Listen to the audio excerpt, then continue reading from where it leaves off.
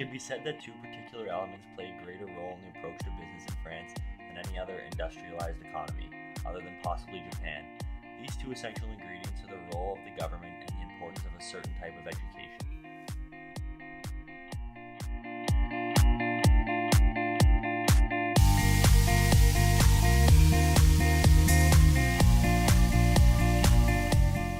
France is comprised of mainly private business structures. They are typically owned by 1 to 3 individuals, which is a vast difference from what you would see in the American market. These are known as private limited liability businesses. There are two types of limited company status in France, one for single proprietorship and one for 2 or more owners. Most senior management in French companies were educated at the Grande École, which is the elite schools of France. These college champions of intellectual rigor of their students, which is rarely matched elsewhere in the world. Once decisions are reached at the highest level of management, decisions are passed down to the lower levels to reach a general consensus. This ensures all management is on board with the proposed plan and willing to work towards it as a team. Meetings usually take place over a drink or breakfast.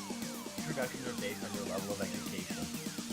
Business cards are exchanged, and it is important to show your attention to detail and have successful business transactions. To pose a more open concept, the French prefer to have definable personal sets of objectives rather than to work in a more general team role. Thus, teams are often defined as sets of specialists working on single issues for a strong leader. This avoids confusion and ensures precision. Common forms of business communication include face-to-face transactions, non-verbal transactions, and transactions over a social outing such as golf.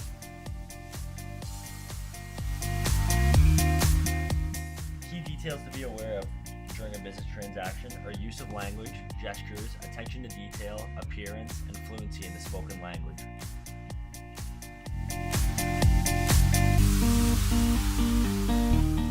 Women are gaining an increasingly prominent position in French business life, with particularly strong representation in retail and service industries. Once again, the prerequisite for success as a woman is to have achieved a suitable level of education. The sectors that they are still far below the employment of men are the engineering industry, especially in the senior ranking positions.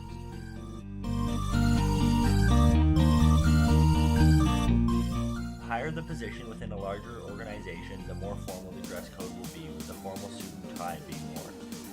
The further south one travels, the more informal business dress becomes, with an open shirt and slacks being the norm. For success, tip 1. Educational background and intellectual dexterity are important commodities in France. Tip 2. French governments and industry have traditionally had a closer relationship than being evidenced in many other industrialized nations. This has resulted in many senior civil servants taking senior roles in industry.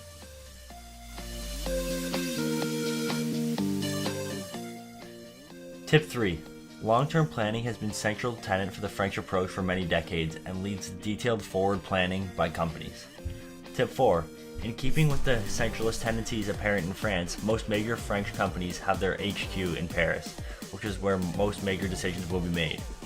Tip 5. The CEO or PDG of a French company is usually a highly charismatic leader who guides the general direction of the company in an authoritative manner. Tips for successful entertaining. Breakfast is usually casual and consists of a small meal or snacks. Lunch is usually quite a grand affair and will usually comprise a starter, main course, and dessert followed by coffee. Wine will often also be served. Dinner is also quite an elegant and generally very long process in France. For the French, it's all about the experience.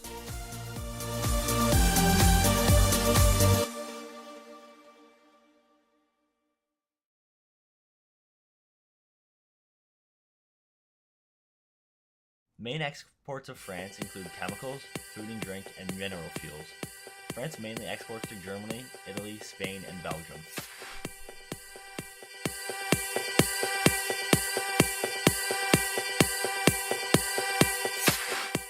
France's main imports include machinery and transport equipment, chemicals, food and drink, mineral fuels, and raw materials. France mainly imports these from Germany and Belgium as well.